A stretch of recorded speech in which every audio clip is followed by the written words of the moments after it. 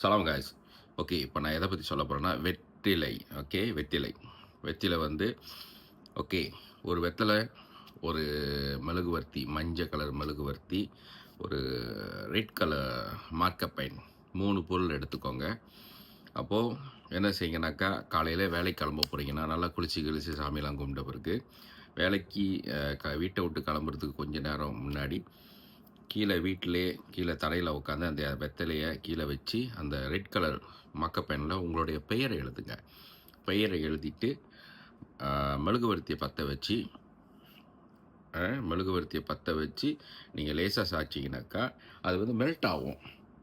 ஓகேவா? அது வந்து மெல்ட் ஆகும். மெழுகுவர்த்தி பற்ற வச்சு லேசாக சாய்ச்சிங்கன்னா அது மெல்ட் ஆகும். அது உருகி வெத்தையில் சொட்டு சொட்டாக ஊற்றும் பொழுது மினிமம் ஒரு 20 இல்லை 30 சொட்டு அதில் விடணும். விட்டதுக்கப்புறம் ஸ்டாப் பண்ணிடுங்க. ஸ்டாப் பண்ணிவிட்டு ஒரு 10 நிமிஷம் நல்லா காயணும் அந்த வெத்தலை.